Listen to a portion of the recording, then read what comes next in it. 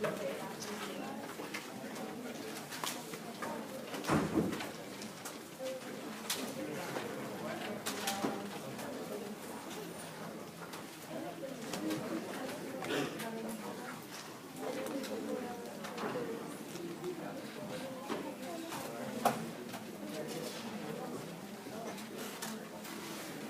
that after the semester started rolling out, I realized that my online class is still going to be like taking the exam, so you won't get your exams back until Thursday, and we'll go over them then.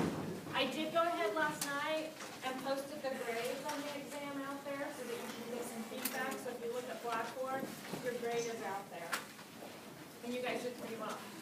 I do want to tell you though that we had a lot of people in both the Dan and I class miss the loan amortization. So I'm going to have to look back. That's one of the things on our accreditation matrix. I'm going to have to go back and look back. We might have to put that again on exam 2 part 2. So if I do that, I'll let you know like within the next week or so that we can go back over that again. There were a lot of mistakes on that. So let me get the recorder going.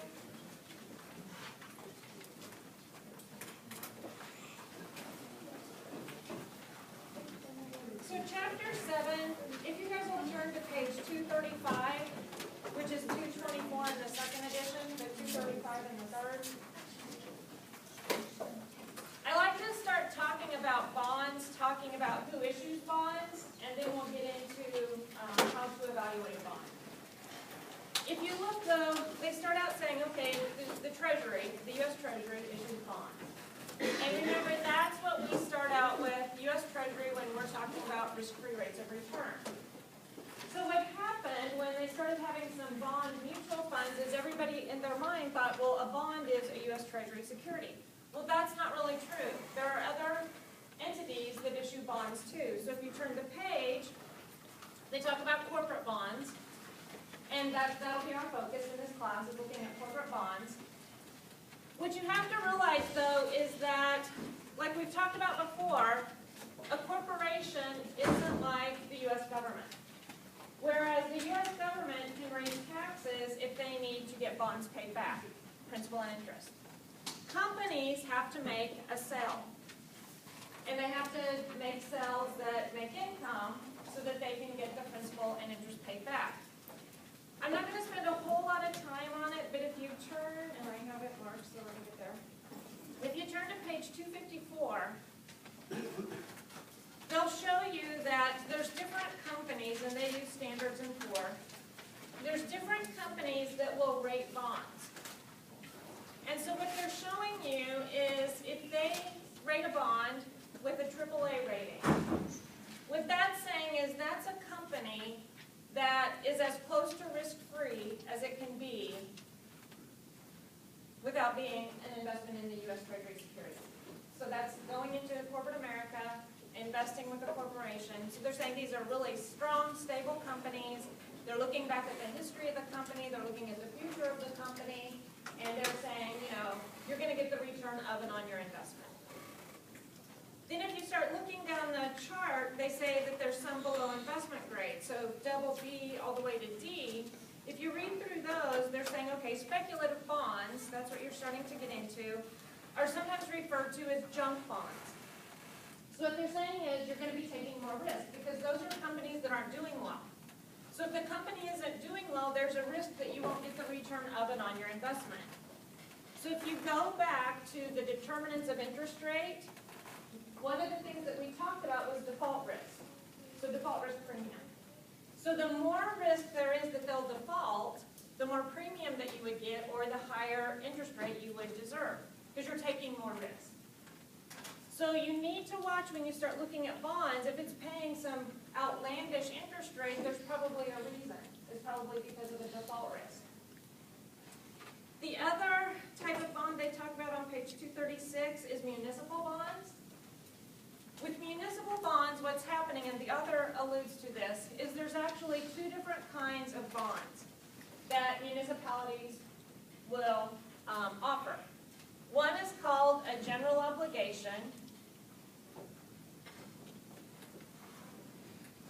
The other is called a revenue bond. The general obligation bond or the revenue bond. So a municipality is, think of it like this, like a governmental unit that's not the U.S. Treasury. So it could be a city, it could be some other type of municipality. So I'm going to use a city as my example. So let's pretend like, and as a voter you guys need to be concerned with this as well as a bond investor. So I want to talk about it from both the voter standpoint and the bond investor standpoint. So let's talk about a general obligation bond. Let's pretend like the city of Wichita is going to build a swimming pool. Okay? And they're going to sell bonds to fund it. Because remember, a bond is basically a debt. So the company or the municipality in this case that would be issuing it would then have debt on their books, and then the person holding that would be expecting principal and interest back. So if it's a general obligation bond that they're going to use to build a swimming pool, what they're saying is that they're going to reserve the right to raise taxes to help pay for those bonds. In other words, if the city needs to make an interest payment, if the city needs to make a principal payment and they're a little bit short of money, then they reserve the right then to raise taxes if they need to get those bondholders paid back. So think about it first from the bondholder's standpoint. If they're going to use general obligation bonds, in other words, they can use general funds, that's going to lower the risk to the bondholder. Because they're saying that they will raise taxes to get you paid back. Think about that from a voter's point of view. If you're voting that you allow them to build a swimming pool using general obligation bonds, what you're agreeing to is that if the swimming pool needs help getting those bonds paid back, you're willing to let them raise your taxes, which is usually property taxes. So on your car, when you go to get tags, or maybe on your home, even if you don't own a home, that could affect the rent you're paying, because that means your landlord's taxes would go up. So then the flip side of that would be maybe they come to the voters and they say, hey, we want to build a swimming pool, but we're going to issue revenue bonds. So revenue bonds, let's say from the voter standpoint, since that's what we're talking about now. With a revenue bond, what's going to happen is only the revenues from that swimming pool can pay back that principal and interest. So from the voter standpoint, what you're saying is they're not going to raise your taxes to get that swimming pool paid back. So if the swimming pool isn't doing well, taxpayer don't worry about it, it's a revenue bond. They're going just to the users to get it paid back. So from the bondholder standpoint, the person who just bought that bond, that's riskier. Because if there's not good revenues from the swimming pool, meaning people paying to get in, things like that, then if the swimming pool isn't performing well financially, then you might not get the interest or principal back on your money. Or if you do, it might be later than what they thought. So any questions or comments on those? So whether you're a bond buyer or you're in the voting public, you kind of need to know how those municipal bonds work, because they can affect you. Okay, let's go to bond characteristics, and I think I'll start a new recording so it doesn't get too big.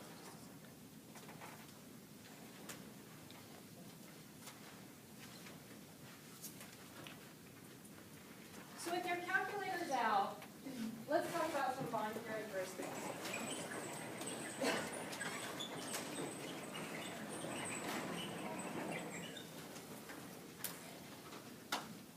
So with bonds, we're going to go back to those 5 basic keys that we learned on our calculator, the gray ones. You want to be in the end mode, because time has to go by before you earn the interest they're going to pay you, so end mode. And I would recommend your CY and PY being set at 1.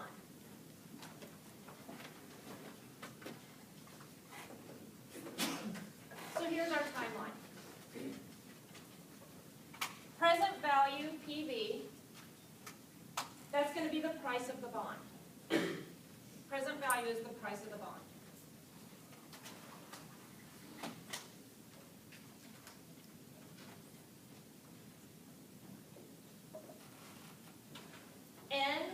N is going to be the number of periods the bond is outstanding.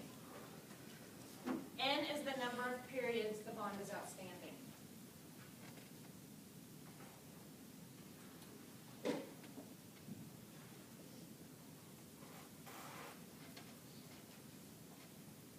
Future value future value is the par or face value of the bond. Future value is the par or face value of the bond.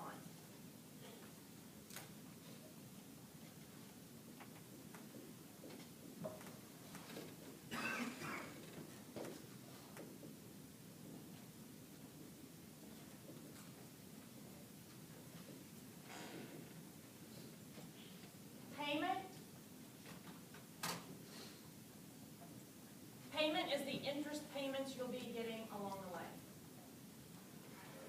Payment is the interest payments you're going to be getting along the way. Because what happens with the bond is it's not like an amortized loan. As the bond is outstanding, you're not getting principal and interest back. You're just getting interest payments back. So then the future value is them paying you back your principal. So your payments are basically interest. The IY for your calculator is going to be the market interest rate per period. The IY on your calculator is the market interest rate per period.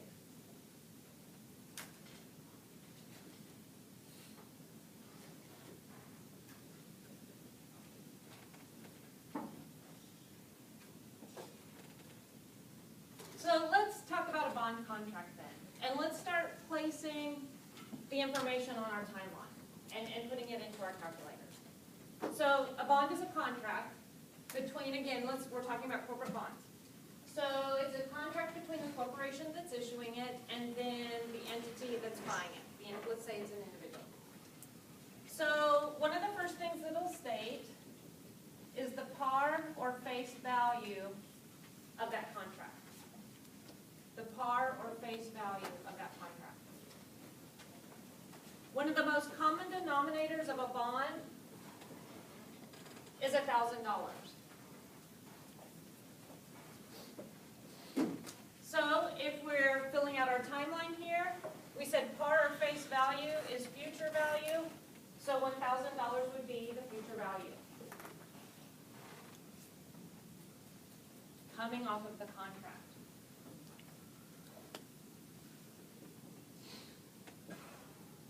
The bond contract will also stipulate the term of the bond, how long it's going to be outstanding.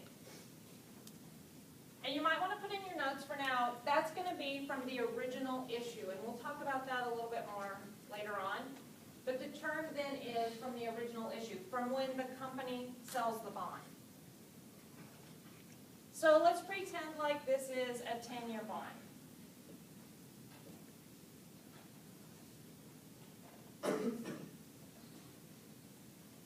But what usually happens with a bond is usually they pay interest semi-annually or twice a year.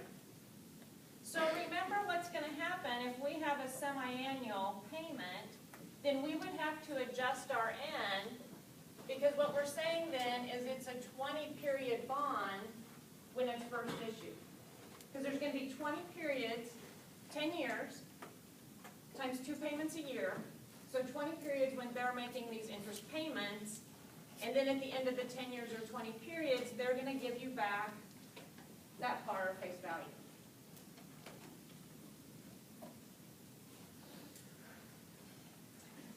The other component that you will always get off of the contract, of the bond contract, will be the interest rate.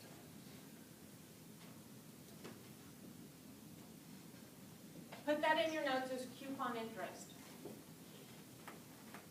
The coupon interest rate is going to be the bond contract interest rate. So let's pretend like that's 10%.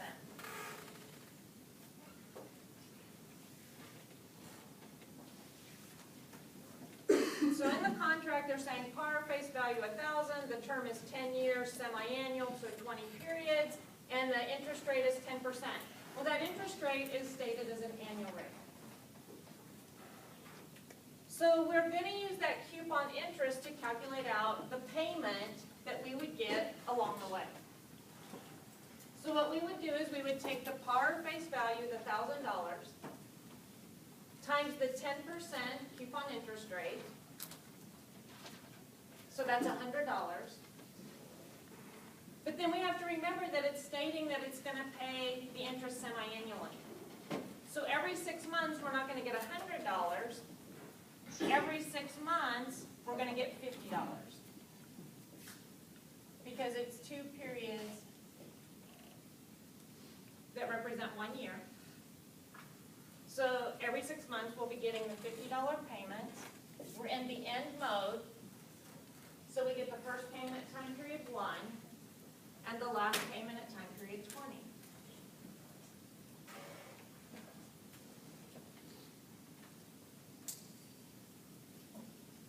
So here's what's going to happen with bonds. Either you will know the price, which is present value,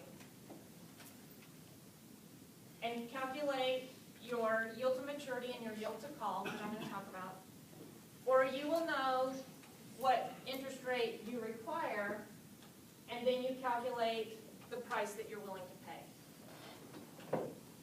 So remember, the first 3 variables that will always come up of the contract will be payment, future value, and N. So then I would either have to give you IY and you calculate present value, or I give you present value and you calculate IY. So let's kind of run some little scenarios.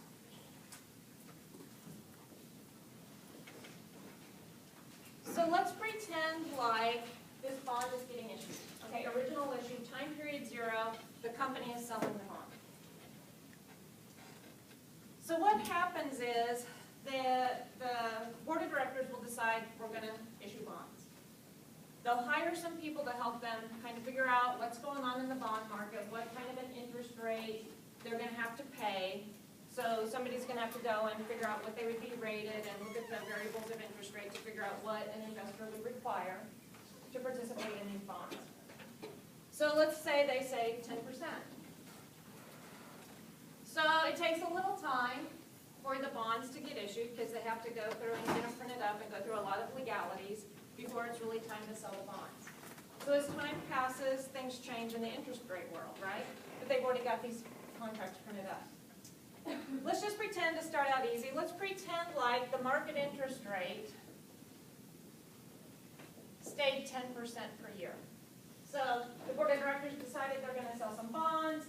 People evaluated it for them. They decided that 10% was the interest rate they should have to pay. They put that on the bond contract. They go to sell them. 10% is still the market. Okay, so with your calculators, put in the future value of 1,000. Now, future value and payment have to have the same sign.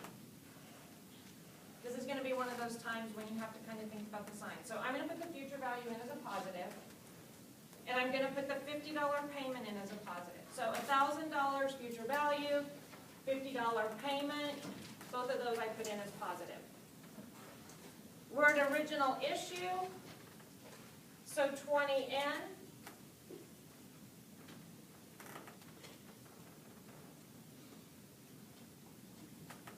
So I said 10% is your market, but since we've got 2 periods per year, I've got to put my IY in as 5.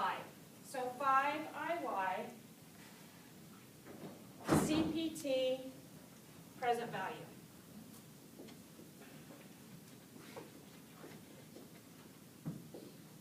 And it should come out $1,000 negative.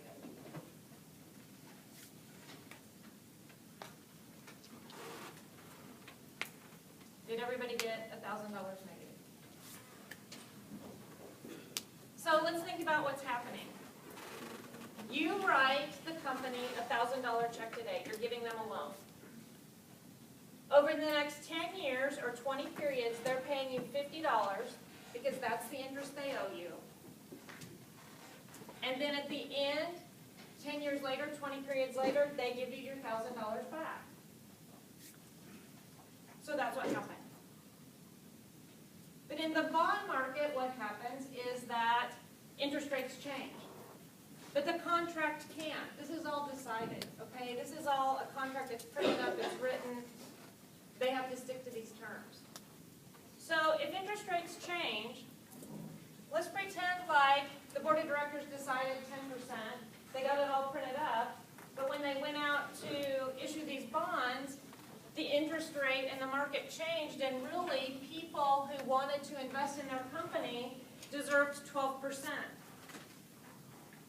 So how do you make somebody who thinks I need 12% to invest in this company buy something that has 10%? The only way that you can impact that is by changing the price that you're willing to sell that for. So with your calculators, everything's the same. $1,000 future value, because that's the contract. 20 yen, that's the contract. 50 payment, that's the contract. You can't change it. You can't go back and make that 60 now. It's already in the contract that you're paying $50. So now what you have to do is say, okay, calculator, 12% is the annual interest rate divided by 2 periods a year, 6 IY. Recompute the present value. 885.30 is what someone would be willing to pay for that bond.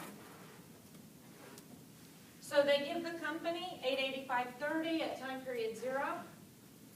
They get the $50 payment, and then they get the $1,000 future value because that's the contract. So then effectively, over the life of that bond, they earned the 12%.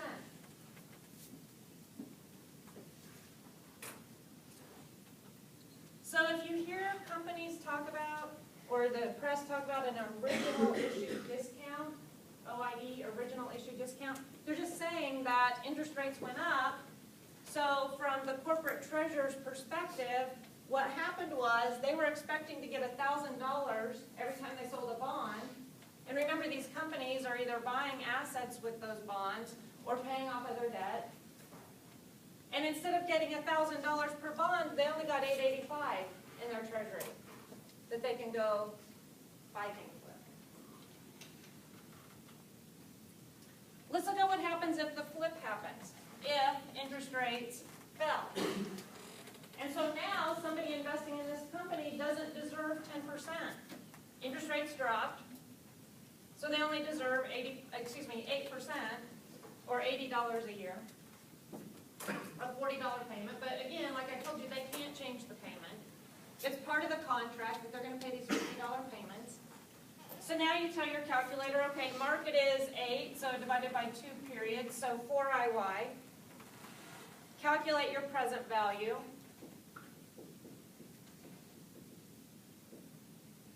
So now instead of having a discount, there's a premium.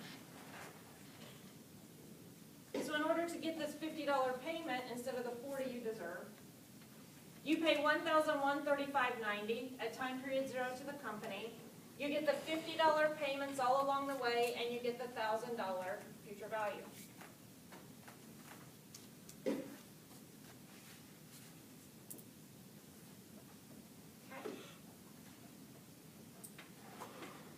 So those PVs would be the price that you would be willing to pay.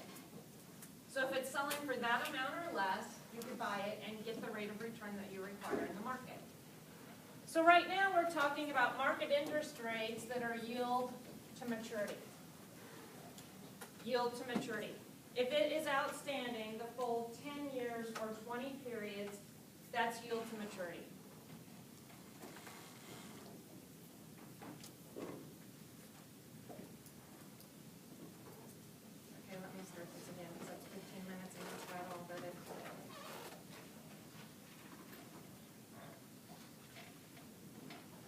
Questions on the yield to maturity?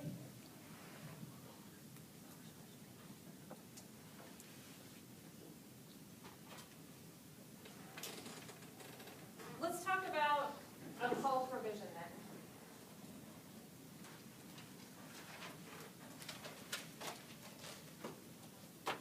Just like if you go out and finance a house and you lock into a mortgage for 15 years or 30 years, however long you lock into that mortgage, you would have the right that if interest rates are changing, you could go and refinance your house. So what will happen with these bonds is a lot of times corporations will put in a call provision. And that's their right then to call in those bonds, not have to have them outstanding the full 10 years or 20 periods. Their right to call those bonds back in, pay you off, let you go on about your way. What usually happens with call provisions is, I haven't ever seen one that isn't at least 2 years down the road from the time that the bonds were issued. The reason they do that is because there's a lot of costs that come with issuing bonds. So let's pretend 2 years.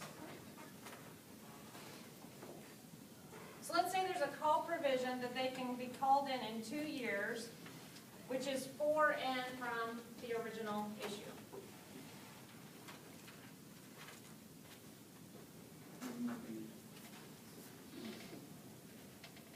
Pardon?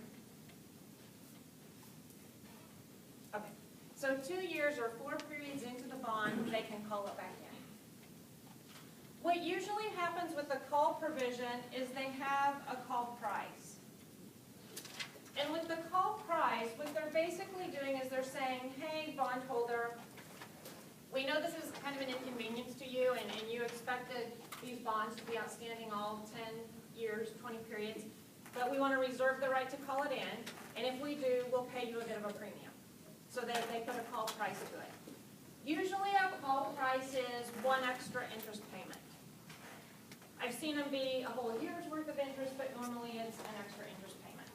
So in this case, let's say the call price is $1,050.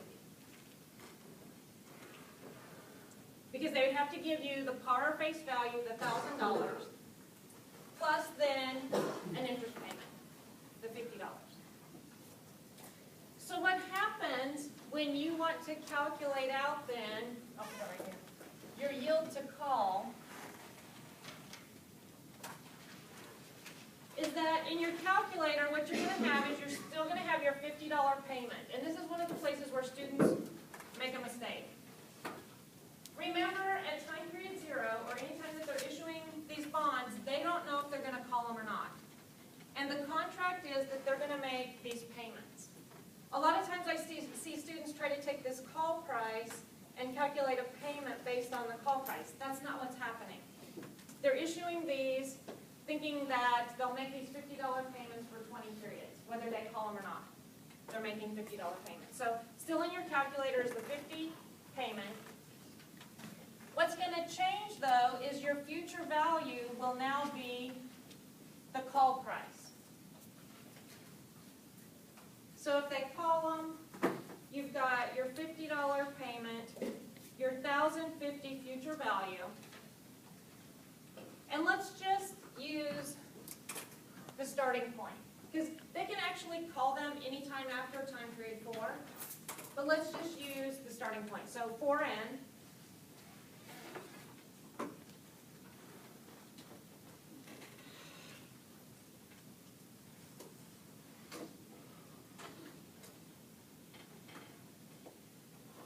Everybody got that so far? Okay, so let's do the first scenario. You bought this at $1,000. So 1,000 negative present value. CPT IY 6.1406. But that's per period. So you have to take it times 2 to get the annual. So 12, and if I make a mistake with my math, tell me, 0.28 basically. Present value is going to be the price that you paid. So looking at our chart, when we were originally saying a 10% market, they were selling for the $1,000. So $1,000 for your PV.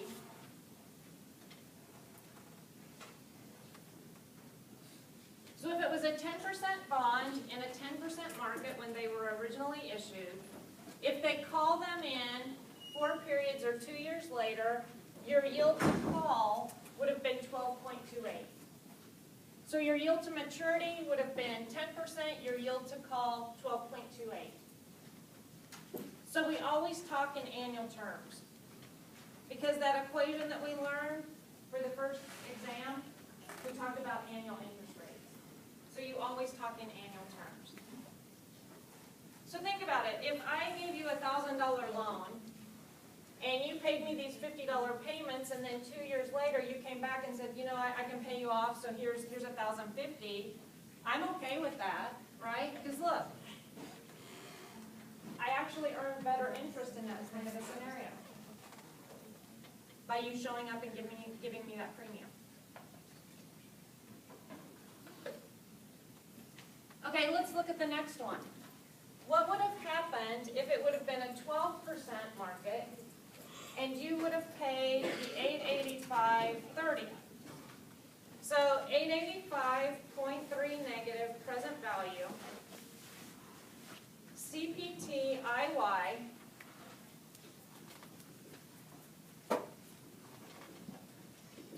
okay, I'm going to have to write.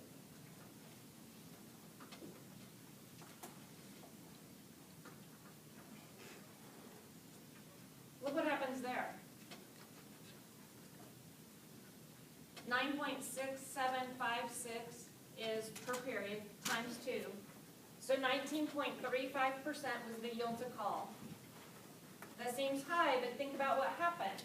That would be like you coming to me and I gave you $885.30 at time period 0. You made these $50 payments, and 2 years later you gave me $1,050.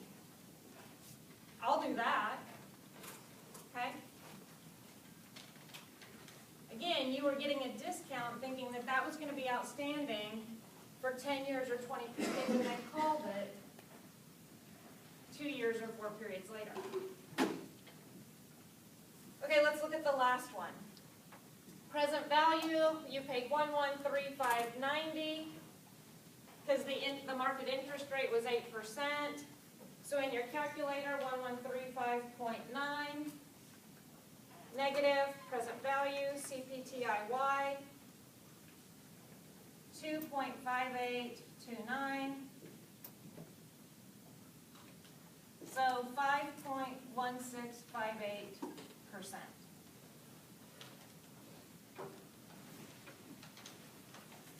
Ouch, right?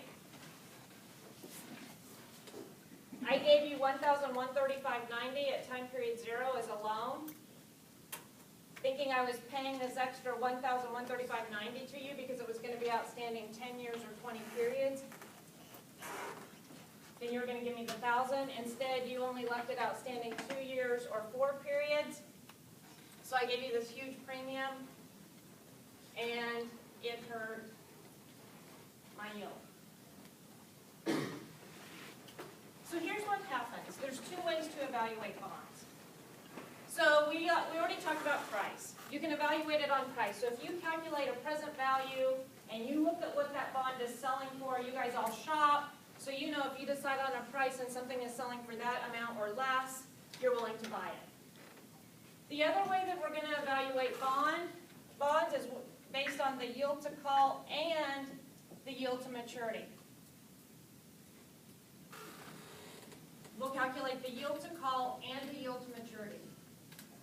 So here's what will happen. We'll get a required rate of return based on the concepts that we learned for the first test.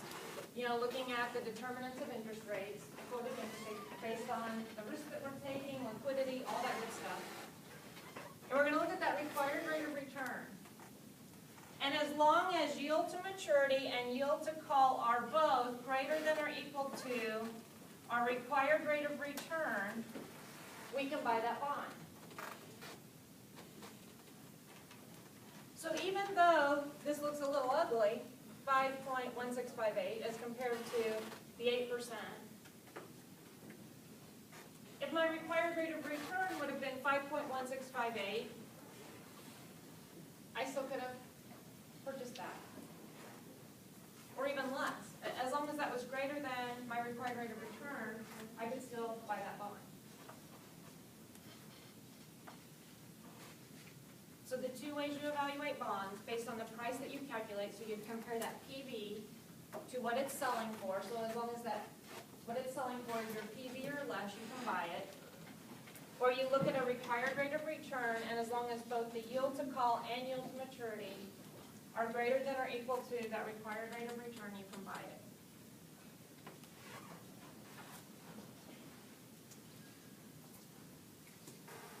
Okay, so let's think about it. Let's think about it from the corporate treasurer standpoint. You're running a corporation, okay? And you want to get the best deal for the corporation. So they're going to think exactly like you do when you're thinking about your home loan or your car loan. Let's think about home loans, because those are what people usually finance. So let's pretend like this bond contract. Pretend like the corporate treasurer went out, 10% market, and they issued them in a 10% market, and they look out 2 years later, 4 periods later, it's still a 10% market. If you have a 10% loan on your house, and the going interest rate for your loan is still 10%, you're not going to refinance. That would be silly. That's a lot of transactions and stuff to go through. So in this kind of a scenario, they're not going to call it unless they just want to change the structure of their company. They don't want debt anymore. Okay, that would be the only reason for them to call it in that type of a scenario, because it's a 10% market and they have a 10% loan out. Okay, let's look at this one.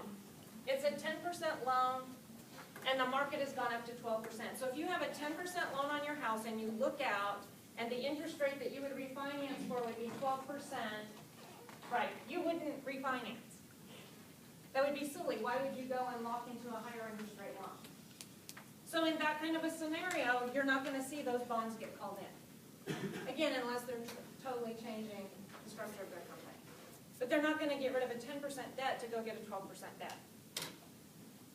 So this would be the scenario where you would have to worry about them calling those bonds in. Because they have a 10% loan, that corporate treasurer is looking out and they're saying, hey, I could get 8% interest. That's really the going rate. That's where they're more likely to call in those bonds. And look, that's where the bondholder, the interest rate goes down for their yield.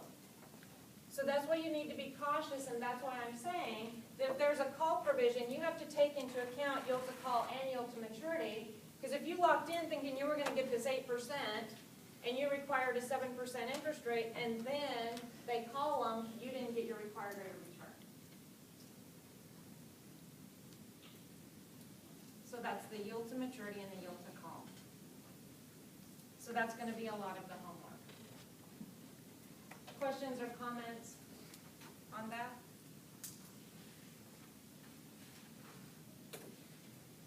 The only other thing that I want to caution you guys on, and when you start reading some of the homework problems, it'll start to make sense, is remember that not everybody buys a bond at original issue.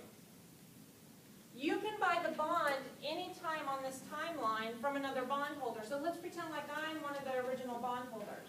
And I bought it at time period 0 with 10 years or 20 periods outstanding. Well, if you come and you buy that bond from me because I decide I need to sell that bond, I can't keep holding it, I need some money, or I don't like what's going on. If you buy that from me a year after it's been outstanding, it's not like the company's going to restart that clock for you. They're not going to restart that 10 years. So you're buying it 1 year into it, so that means 2 periods have already gone by. So you're only going to be participating in 9 years or 18 periods. So keep that in mind when you're looking at bonds. Where are you on the timeline when you're buying it? So look to the contract, but also think about where it is on the timeline. And in the homework, they sometimes tell you, okay, there's 10 years left. Or there's 5 years left. So they're telling you it doesn't even matter. Okay, this part doesn't even matter to you because you're only participating in the time that's left. So don't get confused by that terminology. Because then everything else is the same. Once you figure out your end, your focus is on your payments, the number of periods left. The par face value is always your future value unless it's getting called in. Then you use the call price for your future value. Present value is the price that it's selling for or the price you're willing to pay.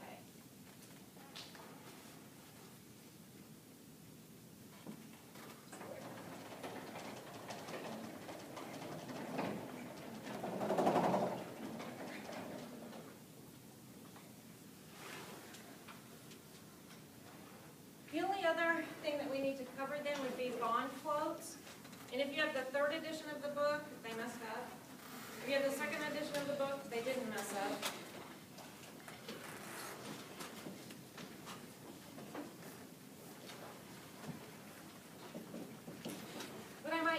I just make up an example, and here, let me start the sorting all over again.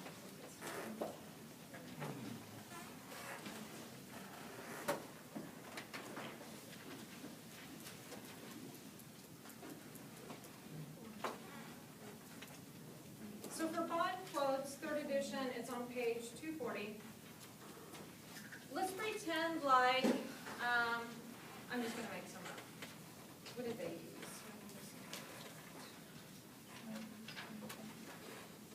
Okay. Let's pretend like you have a treasury. I have to think of my numbers here. Let's say it's selling at 115, and it'll actually have a colon there.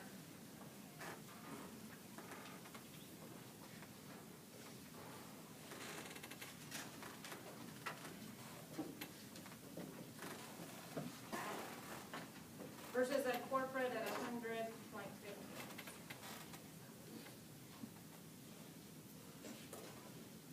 And like I said, second edition is right, third edition is wrong. For a corporation, it's simply saying that it's selling at 115%. 100.15%. So then if it was like a 98.15, it's selling at 98.15%. So what you're seeing is that if a bond is selling for exactly 100, then that's selling at par face value. Anything over 100, you're paying a premium. Anything under 100, you're paying a discount. Because you take that percentage times the par or face value.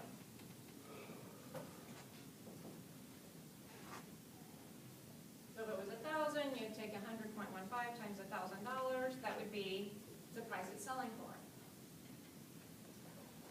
With treasuries, like I said, they have a colon. Anything past the colon, you divide by 32. So that's your first thing you need to do. So in mine, it would be 15 divided by 32. So really what's happening is this treasury is selling for 100.4688%. So all you've got to do is convert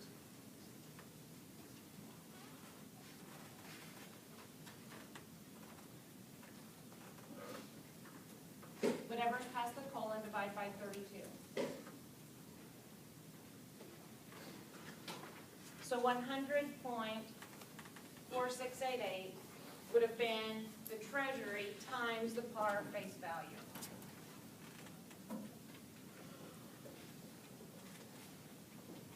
So I don't know why in the third edition they messed it up. Second edition, they did it right.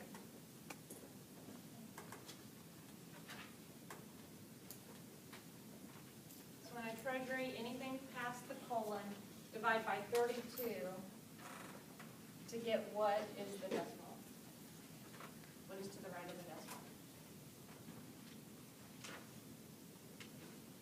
And now let me see if I got everything else.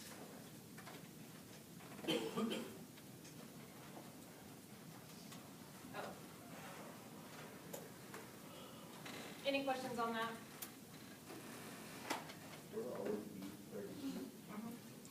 It's always 32 for the denominator on the U.S. Treasury security.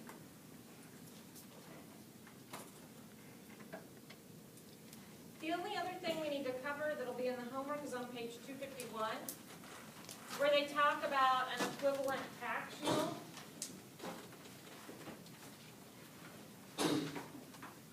So what they're saying is if you're buying into interest rates that are tax-free, then you need to know how to compare that to an interest rate that you would pay tax on.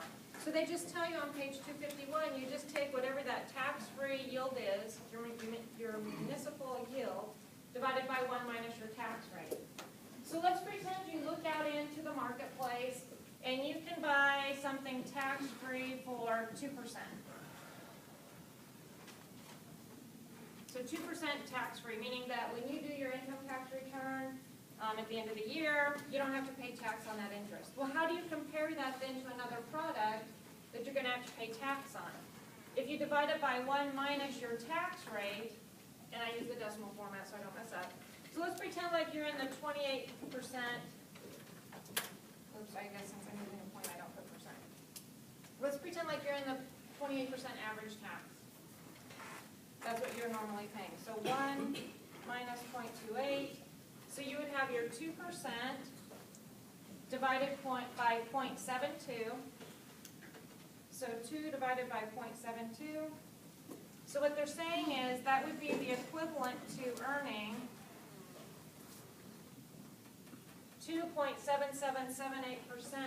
that's being taxed.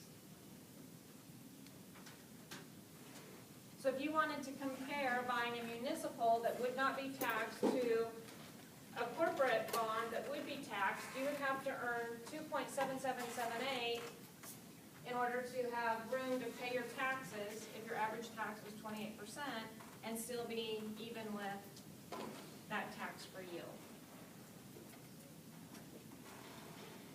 So it's just your tax-free yield divided by 1 minus your tax rate. But like I said, I usually put that in a decimal format so I don't mess up. Because if you have 72 and you put 72%, but then you don't hit your percent button, you're going to get the wrong answer.